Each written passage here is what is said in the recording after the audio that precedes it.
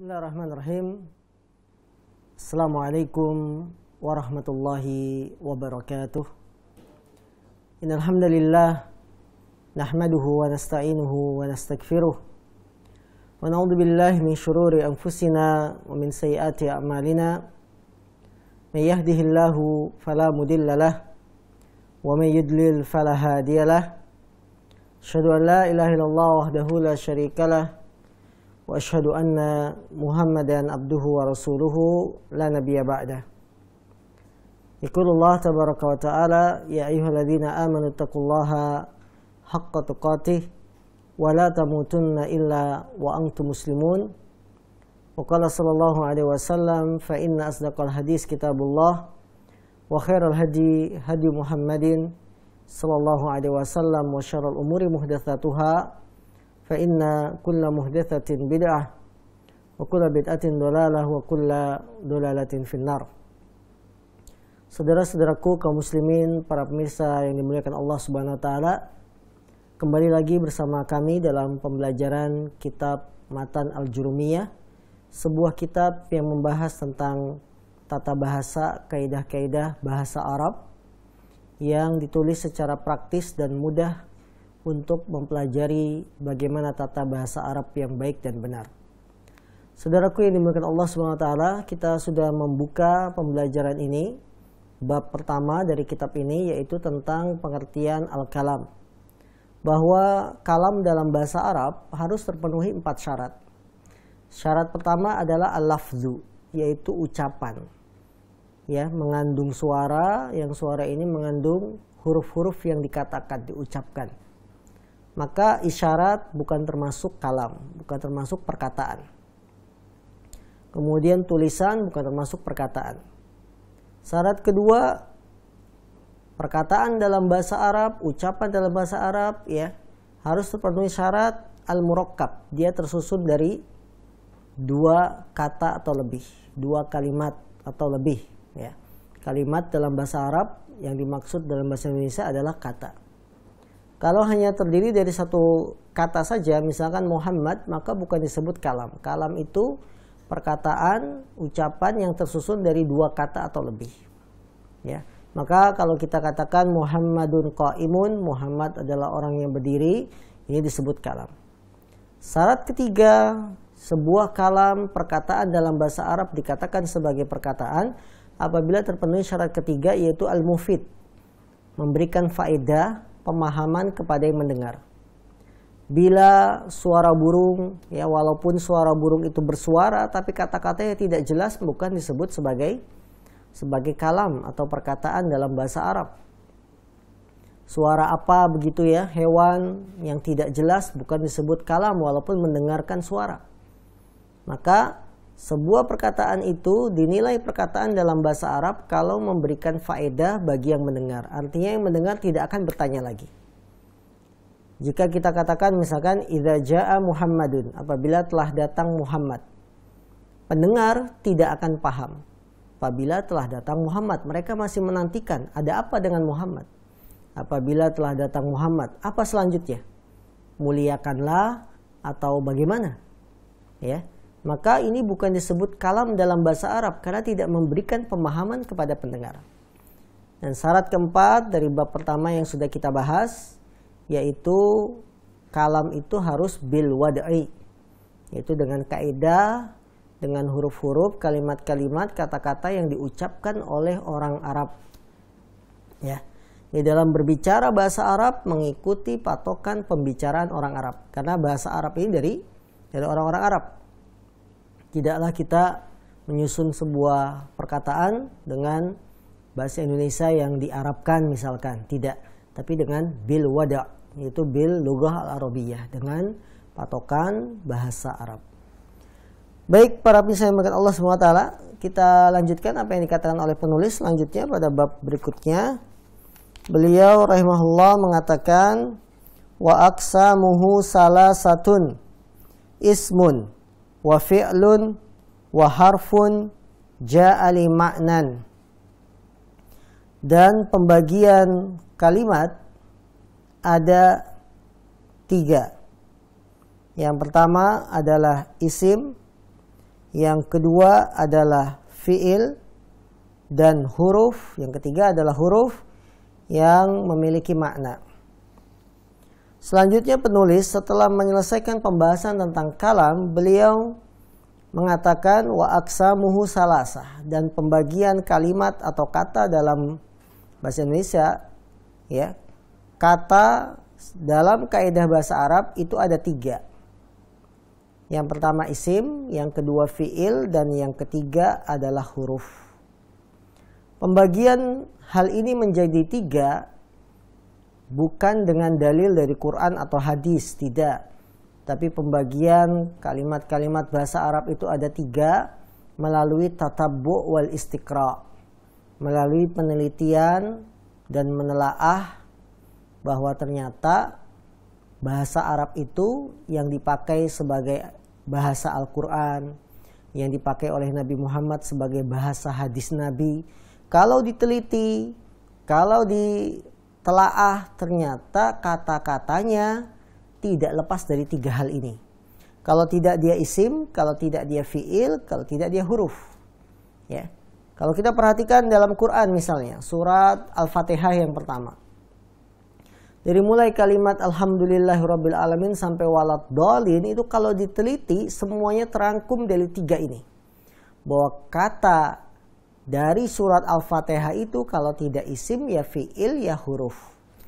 Maka pembagian semacam ini, kalimat dibagi 3, 1, 2, 3, bukan pembagian yang baru, karena ini merupakan cabang pembahasan tentang ilmu yang didapat melalui penelitian, melalui membaca dan melihat.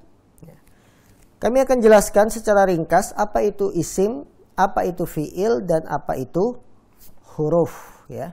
Apa itu isim, apa itu fiil, dan apa itu huruf. Baik.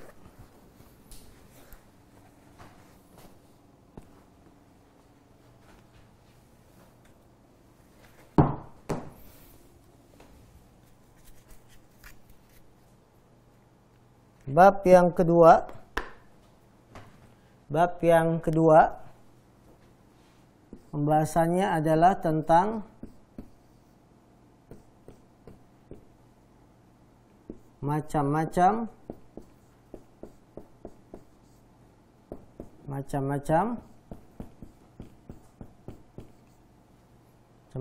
kalimat.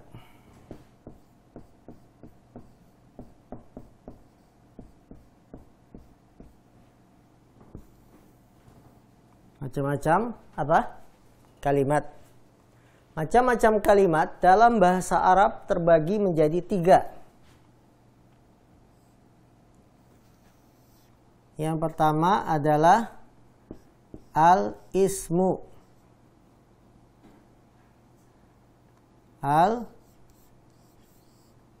Al-ismu. Isim. Sama dengan kata benda.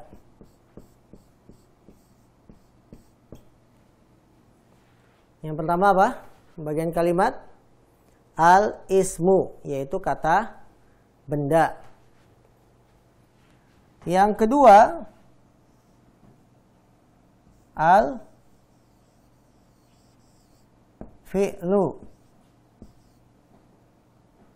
Fi'il sama dengan kata kerja.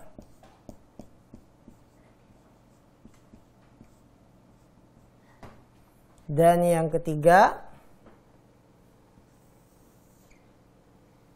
ya adalah al-harfu.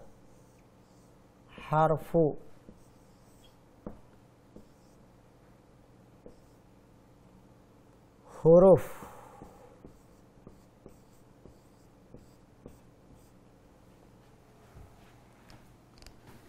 Ini yang disebut dengan kalimat dalam bahasa Arab. Dan perlu kita pahami, kalimat itu artinya adalah kata. Kata.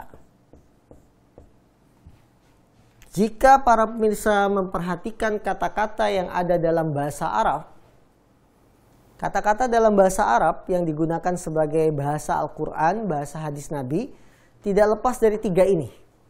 Coba Anda teliti. Kalau tidak kata benda, dia kata kerja. Kalau tidak demikian juga huruf. Maka para ulama menyimpulkan ini melalui penelitian, melalui penelaahan. Ditelaah ternyata dalam Quran, dalam hadis, kata-kata dalam bahasa Arab disimpulkan hanya 3. Al-ismu, yang bahasa Indonesianya adalah kata benda, isim. Yang kedua adalah al-fi'lu, fi'il, bahasa Indonesianya adalah kata kerja. Dan yang terakhir adalah al-harfu, yaitu huruf. Ya, huruf. Baik, kata benda contohnya misalun. Misal Muhammadun. Muhammadun. Kitabun.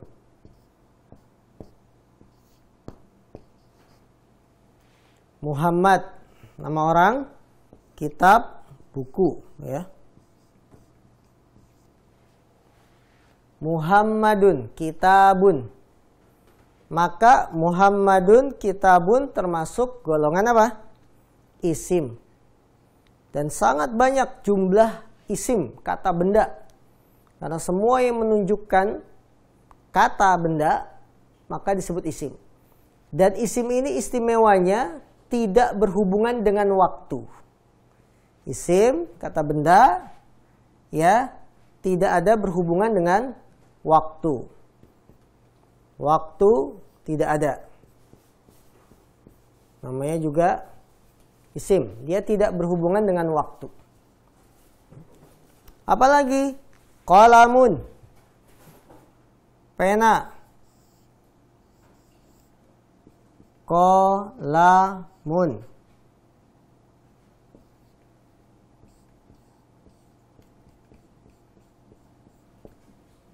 Pena. Qalamun, pena, dia tidak berhubungan dengan waktu. Apakah waktu yang 3 lampau, ya, waktu sekarang atau waktu yang akan datang? Tidak. Dia adalah menunjukkan kata benda. Selanjutnya, jenis kedua dari macam-macam kalimat adalah al-fi'lu. Fi'il, kata kerja. Fi'il ini, kata kerja dalam bahasa Arab, ada yang disebut fi'il kata kerja lampau.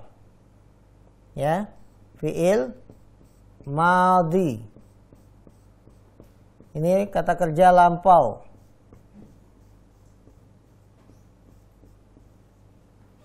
Jadi fi'il itu atau kata kerja dalam bahasa Arab, dia adalah kata kerja dan masih berhubungan dengan waktu. Ya, dia berkaitan dengan waktu, kejadian yang berhubungan dengan waktu.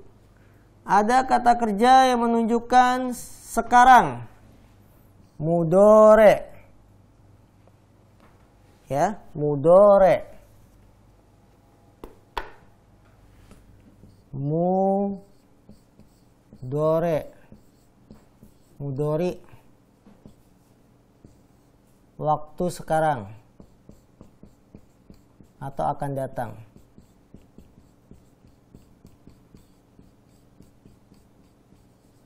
Atau akan datang.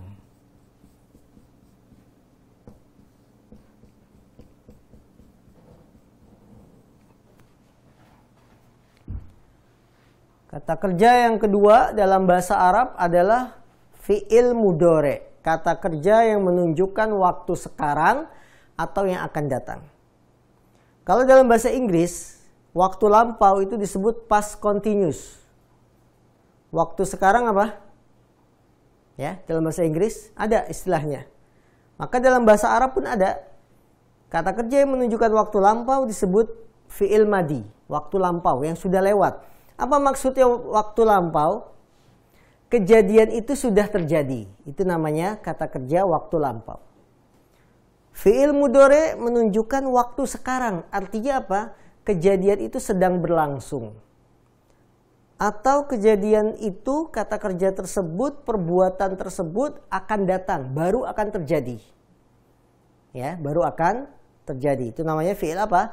Fi'il mudhari. Yang ketiga dari pembahasan macam-macam fi'il, ada yang disebut fi'il amr. Amr, ini namanya perintah. Kata kerja yang menunjukkan perintah. Menunjukkan apa? Perintah. Kalau perintah, perbuatannya akan terjadi kapan? Perbuatannya akan terjadi setelah ada perintah. Ya, seorang atasan memerintahkan anak buah. Perbuatannya akan dilakukan, misalkan atasan memerintahkan apa? Susun laporan bulanan. Setelah pemimpin atasan ini memerintahkan bikin laporan, maka perbuatan buat laporan, kata kerja, akan dilakukan setelah ada perintah. Itu namanya fi'il amr. Dalam bahasa Arab disebut fi'il amr, yaitu fi'il yang menunjukkan perintah. Ya. Jadi isim kata benda, fi'il disebut kata kerja. Apa contohnya? Baik, kita hapus ya.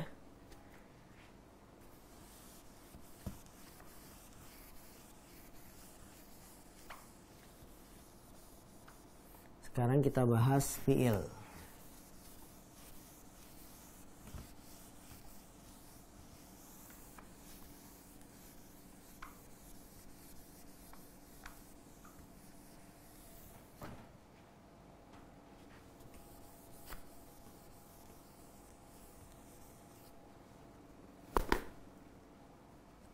Yang kedua apa? Fi'il. Sama dengan kata kerja. Kata kerja ada 3. Madhi, lampau.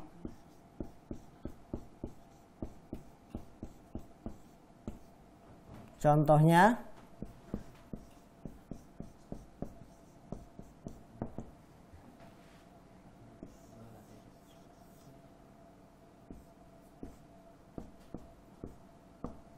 kataba,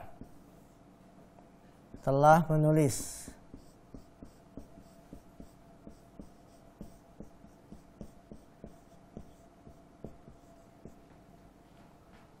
Lihat pembagian fi'il yang pertama adalah fi'il madhi atau fi'il yang menunjukkan lampau, perbuatannya sudah terjadi. Contoh, kataba, dia telah menulis. Dia telah menulis. Artinya tulisan itu sudah selesai belum? Sudah terjadi. Jenis kedua adalah fi'il mudhari.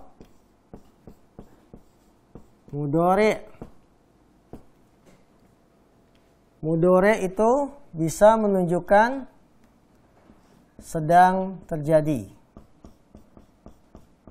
Sedang terjadi. Atau akan terjadi. Ini fi'il mudhari.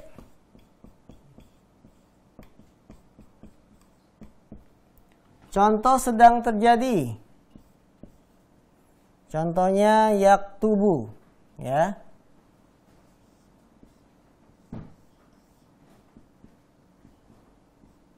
Yaktubu, sedang menulis. Sedang menulis. Akan terjadi. Contohnya saufa aktubu.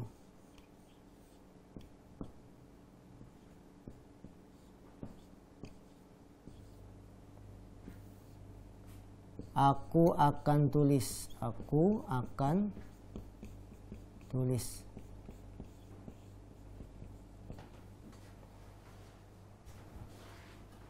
Perhatikan di sini.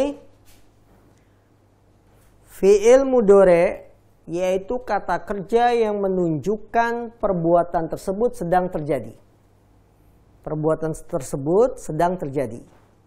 Ya, karena dia kata kerja.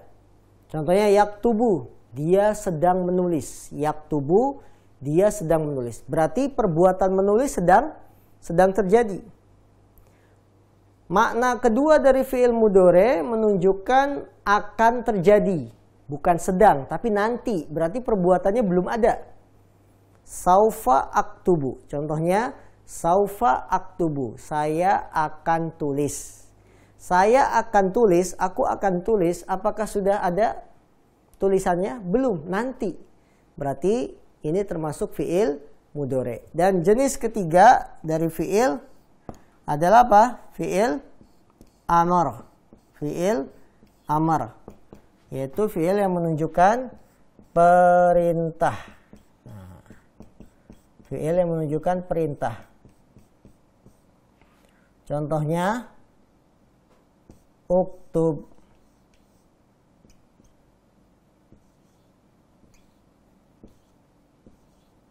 Uktub. Tulislah. Fi'il amar yaitu menunjukkan perintah. Tulislah. Uktub. Ya, tulislah. Uktub. Ini pembagian dari macam-macam kalimat dalam bahasa Arab. Yang pertama adalah kata benda. Dan kita semua mudah ya. Kata benda itu gampang. Kita bisa Muhammad, kemudian kitab, buku, kolam, pena, nahrun, sungai, dan seterusnya. Yang kedua, kalimat dalam bahasa Arab itu adalah fi'il. Disebut fi'il atau kata kerja. Kata kerja dalam bahasa Arab ada 3 jenis. 1, 2, 3. Jadi kata kerja dalam bahasa Arab ada 3 macam. Yang pertama disebut fi'il madi. Fi'il yang menunjukkan waktu lampau. Contohnya kataba, dia telah menulis. Kata kerja yang kedua dalam bahasa Arab disebut fi'il mudhari. Yaitu fi'il yang menunjukkan sedang terjadi atau akan terjadi. Sedang terjadi berarti perbuatannya masih berjalan. Atau akan terjadi berarti perbuatannya nanti. Itulah fi'il. Jadi kalau fi'il itu pasti berhubungan dengan waktu. Waktu kejadiannya. Kalau isim tidak ada sangkut pautnya dengan waktu. Jadi kalau fi'il dia berhubungan dengan waktu, waktu lampau, waktu sekarang akan terjadi. Dan yang ketiga dari macam-macam fi'il adalah fi'il amr, yaitu fi'il yang menunjukkan perintah. Waktunya kapan? Perintah itu waktunya setelah diperintahkan. Jadi perbuatannya akan dilakukan setelah turun perintah. Contoh, uktub, tulislah. Tulislah. Berarti ketika kita diperintahkan menulis, setelah dia ngomong baru kita tulis. Itu namanya fi'il amr, ya. Fi'il yang menunjukkan kata kerja perintah. Sekarang yang ketiga, macam-macam kalimat. Sudah ya. Semoga bisa dipahami. Yang ketiga dari macam-macam kalimat dalam bahasa Arab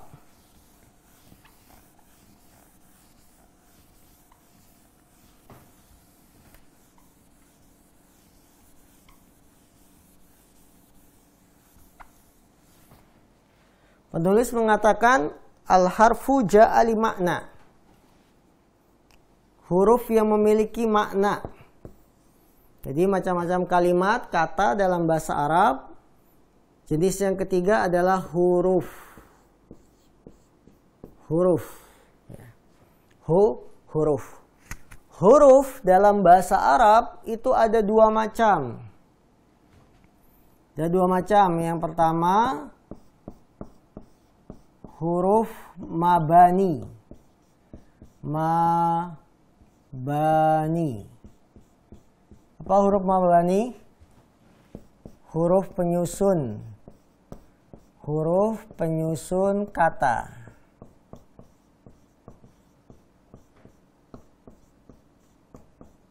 Huruf penyusun kata. Misalnya, ya, huruf penyusun kata kita contohkan ka, ta, alif, bun. Nah, kitabun. Satu persatu ini namanya huruf mabani, huruf penyusun kata. Dan kalau diteliti satu persatu ini tidak ada artinya. Kalau ka saja, ki, apa artinya? Tidak ada arti. Ta saja, ta, tidak ada arti. Ini namanya disebut huruf mabani. Maka huruf-huruf ini tidak disebut sebagai kalimat atau kata. Karena dia hanya huruf penyusun atau huruf hijaiyah. Ya, huruf hijaiyah ini disebutnya. Hijaiyah. Huruf hijaiyah itu tidak ada maknanya. Abatasa itu tidak ada. Yang kedua, dari macam-macam huruf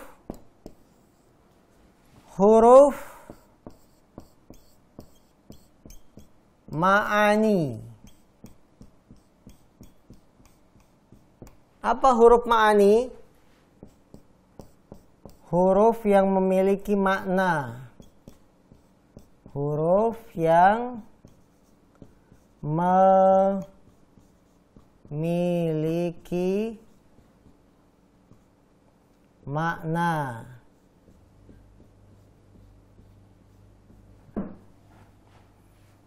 Makna bukan begitu ya. Memiliki makna.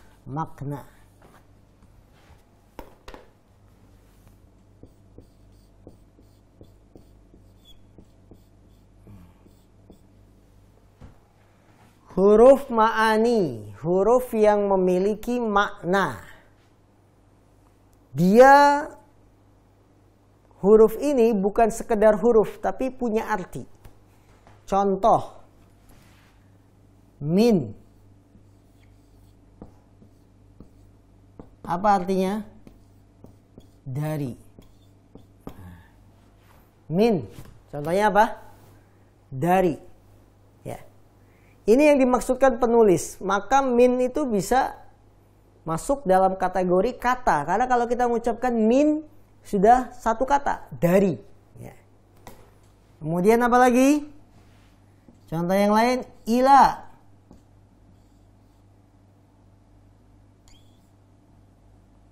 Ila. Ke. Nah. Ila, ke. Ya. Min, dari, ila, ke. Ini yang disebut huruf ma'ani. Huruf yang memiliki makna. Maka apabila huruf itu punya makna, dia termasuk macam-macam kalimat atau kata dalam bahasa Arab. Ya. Dalam bahasa Arab.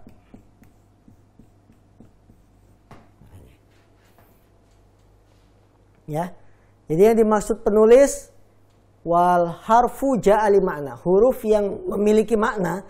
Karena huruf dalam bahasa Arab itu ada dua macam. Pertama, huruf mabani, yaitu huruf penyusun kata. Sama seperti bahasa Indonesia. Misalkan sebuah kata buku. Kalau dipecah, buku, hurufnya apa saja? B, U, K, U. Ini kalau dipisah-pisah, B punya arti nggak? Nggak ada. U, nggak ada. Ya. Nah, itu disebut huruf mabani, huruf penyusun kata. Jenis kedua dari macam-macam huruf ma'ani, yaitu huruf yang memiliki makna. Contoh, min. Dari kalimat min saja sudah artinya dari. Ya, dari. Ila, ke, memiliki makna dia. Dan akan kita bahas nanti macam-macam huruf, karena huruf itu memiliki makna. Huruf ma'ani dia punya arti, diantaranya min itu untuk bidayah, permulaan. Contohnya Allah berfirman, Subhanalladzi asra bi 'abdihi minal masjidil haram ilal masjidil aqsa. Maha suci Allah yang telah menjalankan hambanya, maksud Nabi Muhammad ketika Isra Mi'raj, minal masjidil haram, dari mulai berangkatnya dari Masjidil Haram kemana? Ilal masjidil aqsa, ke Masjidil Aqsa. Ini disebut jenis kedua dari huruf ma'ani. Maka huruf termasuk macam-macam kalimat atau kata dalam bahasa Arab. Inilah bab kedua yang disampaikan penulis tentang isim kata kerja, isim kata benda, fiil kata kerja, kemudian huruf. Nah,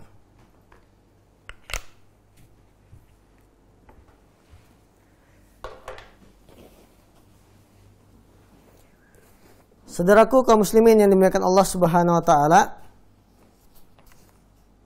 ya. Ini bab yang kedua dari pembahasan kita macam-macam kalimat dalam bahasa Arab. Pertama apa tadi? Isim, atau istilahnya apa? Kata benda, dan kata benda itu luas, sangat banyak. Ya, bisa menunjukkan nama orang, bisa menunjukkan betul-betul benda seperti kitabun, buku, qalamun, pena. Bisa juga sifat. Kata sifat itu termasuk isim. Contohnya sifat apa? Cantik. Cantik itu sifat tidak? Sifat. Ya. Walaupun sekarang sifat kadang-kadang jadi nama ya. Namanya siapa? Cantik. Nah, Jamilah. Artinya kan cantik. Ini sifat. Sifat pun disebut sebagai isim. Yang kedua, kalimat dalam bahasa Arab adalah al-fi'lu, yang disebut sebagai kata kerja. Apa perbedaan isim dengan al-fi'lu? Isim kata benda dengan kata kerja, bedanya jika isim dia tidak menunjukkan waktu. Isim itu tidak menunjukkan waktu. Buku, pena tidak ada sangkut paut dengan waktu. Waktu yang tiga, waktu lampau, waktu sekarang, atau waktu yang akan datang, dia tidak ada berhubungan. Namanya juga pena, namanya juga meja, namanya juga kursi, tidak berhubungan dengan waktu.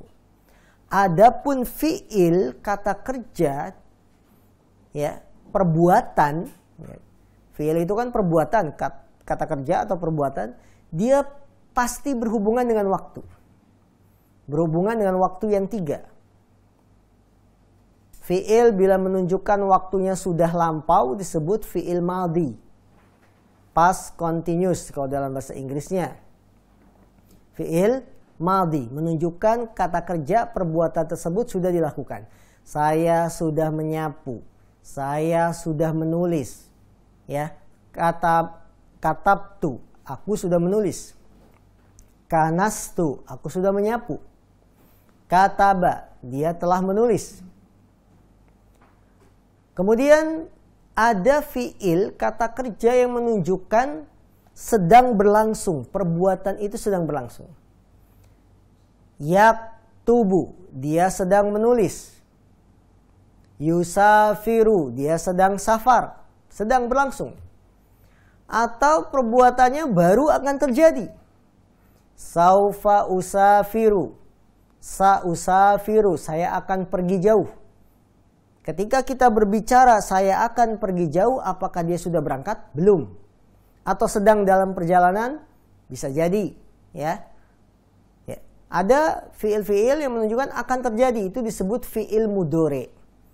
Kalau perbuatannya sedang berlangsung, kerjanya sedang berlangsung, atau kata kerjanya akan terjadi nanti, disebut fiil mudhari. Yang ketiga dari macam-macam fiil disebut sebagai fi'il amr. Fi'il apa? Fi'il amr yaitu yang menunjukkan perintah. Dan perbuatannya dia akan terjadi waktunya kapan? Perintah itu waktunya setelah ada perintah. Jenis ketiga dari macam-macam kalimat dalam bahasa Arab atau kata yang disebut sebagai huruf. Tapi huruf di sini maksudnya dia dimasukkan sebagai kata kalau huruf itu yang punya arti, punya makna.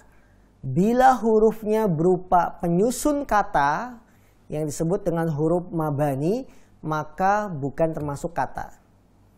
Huruf hijaiyah, a, ba, ta, sa, ini bukan huruf yang masuk kategori kalimat dalam bahasa Arab. Tidak. A, ba, ta, sa itu bukan kata, ya, bukan kata. Tapi yang dimaksud huruf di sini adalah ja'ali maknan, yaitu huruf yang memiliki arti. Min, dari, ke, ila, hatta, sampai, kemudian an, ya. Kemudian apa lagi? Banyak huruf-huruf. Ka, seperti, ya, ka itu seperti menunjukkan makna seperti. Maka huruf kaf bisa bermakna seperti. Inilah yang disebut sebagai kata dalam bahasa Arab. Kalau hurufnya hanya huruf penyusun, huruf tunggal, M, A, ya, A, B, C, D itu bukan kata. Namun ketika huruf ini punya makna, punya arti, dialah yang dimaksud dengan kata dalam bahasa Arab.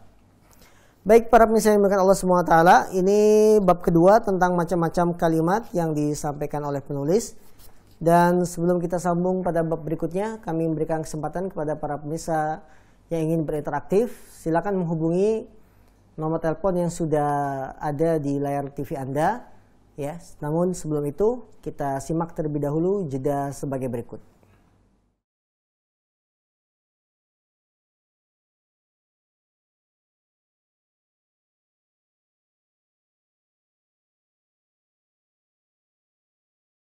Masuk neraka gara-gara kucing? Kok bisa ya? Ternyata wanita tersebut mengurung kucing sedangkan tidak memberikan hak-hak kucing tersebut. Nah, adik-adik yang soleh dan soleha di sini bisa menyimak murojaah surat, hafalan doa sehari-hari, cara membuat kerajinan, dan masih banyak lagi. Adik-adikku yang soleh dan soleha, saksikan Aku Anak Soleh bersama Abu Sahla di sini setiap hari Sabtu jam 4 sore di Ahsan TV. Kata Nabi SAW, perempuan yang meratap, idza lam tatub, jika tidak bertaubat kepada Allah, yani tentu dengan bertaubat dengan taubatan nasuha yang sebenar-benarnya. Apabila dia sudah terlanjur melakukan dosa besar ini, kemudian dia bertaubat, maka insya Allah jika taubat yang dia lakukan adalah dengan taubatan nasuha, taubat yang sebenar-benarnya, maka insya Allah saksikan tidak akan kajian terancam pagi dengan hadis ini. interaktif Yang terancam hanya dengan di hadis Ahsan ini TV. yang ada.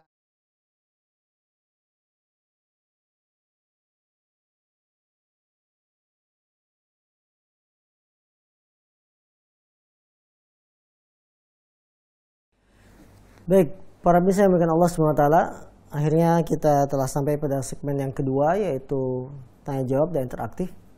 Maka kami ingatkan sekali lagi bagi seluruh pemirsa yang menyaksikan acara ini, silakan menghubungi nomor yang sudah tertera di layar TV Anda, baik melalui sambungan telepon langsung atau melalui pesan singkat melalui nomor yang sudah ada di layar TV. Sambil menunggu penelpon langsung, kami sambut terlebih dahulu pertanyaan pertama dari saudara Mas Wai di Citarik, Cikarang. Selain saufa, beliau bertanya, selain saufa, apakah ada yang lain yang menunjukkan kejadian yang akan datang? Selain huruf saufa, apakah ada huruf lain yang menunjukkan kejadian yang akan datang? Jawabannya ada, yaitu huruf sin. Sin dan saufa itu menunjukkan peristiwa yang akan datang. Contoh dalam Al-Quran, Allah berfirman, kalla saya'lamun.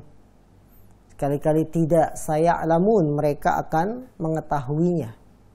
Jadi ada huruf sa di sini. Jadi fi'il mudhari itu kalau tidak ada saufa, tidak ada sa, dia pada asalnya menunjukkan kejadian yang sekarang, al-an.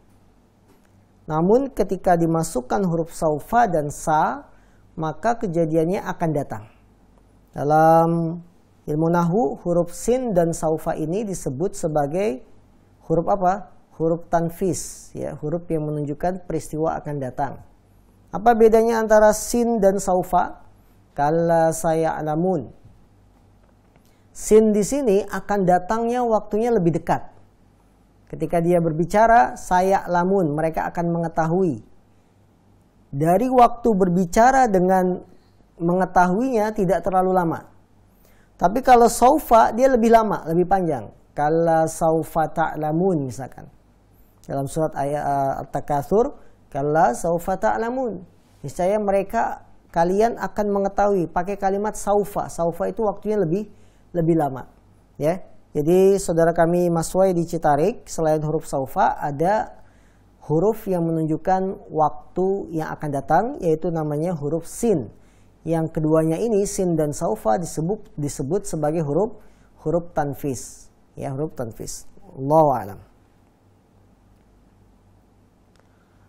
Baik para pemirsa yang dimuliakan Allah Subhanahu wa taala, perlu dipahami bahwa dalam fi'il mudhari ketika dia tidak ada sin dan saufa, maka pada asalnya menunjukkan peristiwa yang sekarang terjadi. Ya, yaktubu, dia sedang menulis, berarti sedang.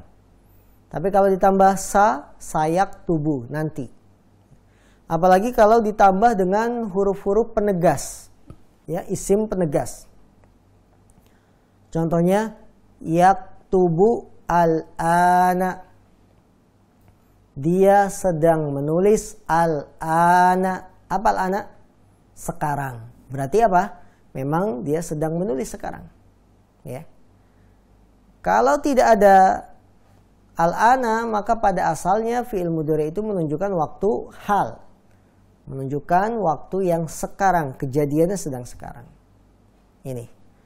Kemudian bagaimana dengan fi'il amr? Yang tadi kita katakan fi'il amr itu menunjukkan waktu yang akan datang. Padahal mudhari juga bisa menunjukkan waktu yang akan datang. Fi'il amr maknanya adalah kata kerja menunjukkan perintah. Dan perintah itu bisa yang akan datang atau melanjutkan dari sebelumnya. Itu fi'il amr. Ya, misalkan dalam kehidupan, dia ada seorang sedang membersihkan. Atasannya ini memerintahkan bersihkan. Bersihkan yang di sana, yang di pojok. Artinya bukan berarti sebelumnya dia belum menyapu, tapi dia sudah nyapu, cuma yang diperintahkan untuk melanjutkan. Supaya ini bisa dipahami bahwa fi'il amr itu bisa juga bermakna bukan menunjukkan perbuatan itu ada setelah ada perintah. Bukan hanya itu saja. Bisa jadi melanjutkan. Lidawam. Karena kalau ini dimasukkan dalam ayat Quran. Ya, misalnya ya ayuhan nabiyyut taqillah. Wahai nabi, bertakwalah kepada Allah. Loh, kok nabi diperintahkan untuk bertakwa. Sementara fi'il amr itu kan maknanya perbuatannya akan terjadi setelah perintah. Berarti sebelum Allah mengatakan bertakwalah, Nabi sebelumnya tidak bertakwa. Bukan begitu. Bukan begitu. Ya. Makna yang benar terhadap ayat apa? Lanjutkan, teruskan ketakwaanmu. Seperti itu. Dan perintah pun bisa seperti itu. Ya. Saya kita tanya seorang, bagaimana sudah dikerjakan laporan bulanannya? Sedang dikerjakan. Kemudian kita katakan, lanjutkan. Teruskan. Bisa. Jadi fi'il amr punya dua makna. Menunjukkan waktu yang akan datang. Perbuatan akan dilakukan setelah ada perintah yang sebelumnya tidak.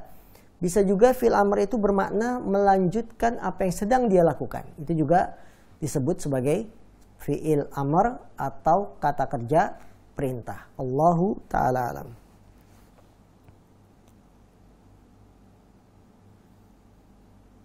Baik, ada pertanyaan berikutnya. Bagaimana membedakan fi'il madhi dan fi'il mudhari selain dari arti? Untuk membedakan antara fi'il madhi dan fi'il mudhari, ya, bisa dibahas. Anda akan mendapati jawabannya pada bab ketiga. Bab ketiga di sini kami bacakan, penulis rahimahullah, beliau mengatakan,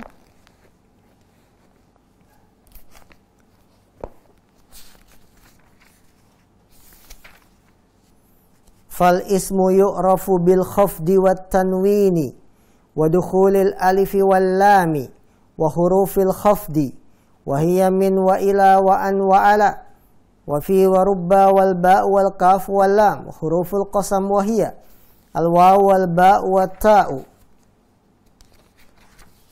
Kemudian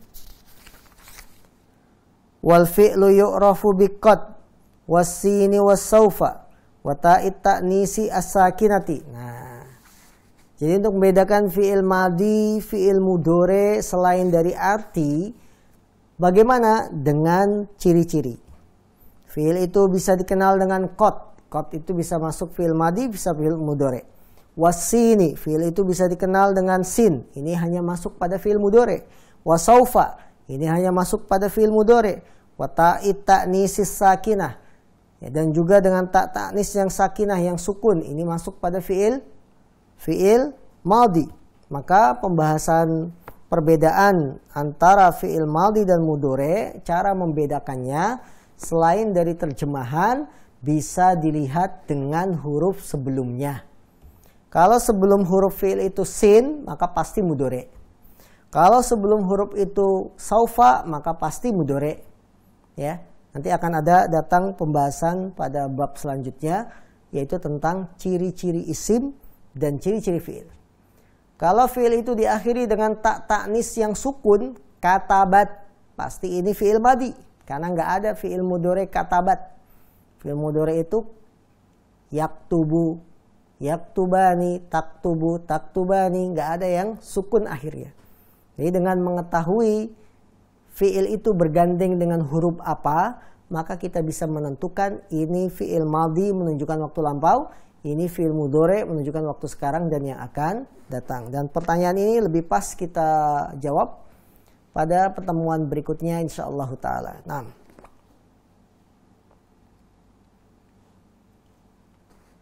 baik para pemirsa yang dimuliakan Allah SWT, ini yang bisa kami sampaikan dalam kesempatan malam hari ini. Sengaja kami mengulas pembahasan kitab Matan Jurumiyah ini dengan per bab secara perlahan-lahan, tidak tergesa-gesa. Karena bahasa Arab itu butuh menyimak dengan pemahaman yang benar. Bahasa Arab itu butuh ya agar pembahasannya itu tidak tergesa-gesa. Supaya para pemirsa bisa memahami bahasa Arab ini dengan baik. Terlebih lagi bagi yang menyimak dengan serius, mencatat, maka jangan tergesa-gesa.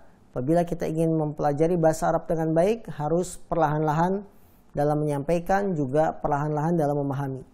Dengan demikian, apabila kita tidak tergesa-gesa, insya Allah kita akan mampu menguasai bahasa Arab, menguasai kalam para ulama yang tertuang dalam buku-buku mereka, kitab-kitab mereka. Dan ini menjadi sebagai alat dalam memahami agama kita. Karena semakin seorang kuat pemahamannya terhadap bahasa Arab, maka ilmu agamanya akan semakin baik, semakin bagus. Wallahu ta'ala alam. Akhirnya kita mohon kepada Allah SWT ilmu yang bermanfaat dari pembelajaran bahasa Arab pada hari ini. Dan kita minta kepada Allah SWT semoga kita belajar bahasa Arab ini sebagai kunci untuk memahami ayat Al-Quran. Kunci untuk memahami hadis Nabi SAW. Kunci untuk memahami kalam, perkataan para ulama yang mereka menjelaskan ayat, menjelaskan hadis dalam buku-buku mereka, dalam kitab-kitab mereka, sehingga kita tidak salah jalan, sehingga kita benar-benar mendapatkan ilmu yang bermanfaat dengan mempelajari agama ini dari sumbernya. Karena kaum muslimin yang dimuliakan Allah SWT, apabila kita mempelajari Islam hanya mendengar qila wa qal, tidak dari sumbernya, maka kita akan terjatuh dalam kekeliruan. Kita akan memiliki pemahaman yang keliru. Tapi bagi yang mempelajari Islam ini dari sumbernya, dari Quran, dari hadis Nabi, dari penjelasan para ulama, maka dia akan mendapati betapa indahnya agama Islam. Betapa bagusnya Islam ini. Ya, karena semuanya bersumber dengan bahasa Arab, maka kita harus mempunyai kunci untuk memahami itu. Dan beda sekali orang yang mempelajari Islam dari sumber, yaitu Quran, hadis, dan penjelasan para ulama yang berbahasa Arab, dengan orang yang mempelajari Islam melalui buku-buku terjemahan atau buku-buku berbahasa Indonesia. Ini sangat berbeda. Kalau kita memahami dengan bahasa Arab, itu ada yang membekas dalam hati. Karena kita memahaminya dengan sumbernya langsung. Itulah kenikmatan bagi orang yang sudah memiliki kemampuan bahasa Arab. Kenikmatannya beda dengan belajar baca pakai bahasa Indonesia. Wallahu alam. Karena itu tetap semangat, tetap terus untuk mengikuti pembelajaran bahasa Arab setiap hari Senin. Semoga Allah membukakan kemudahan bagi kita semua dan kita mendapat ilmu yang bermanfaat. Billahi taufiq wal hidayah. Assalamualaikum warahmatullahi wabarakatuh.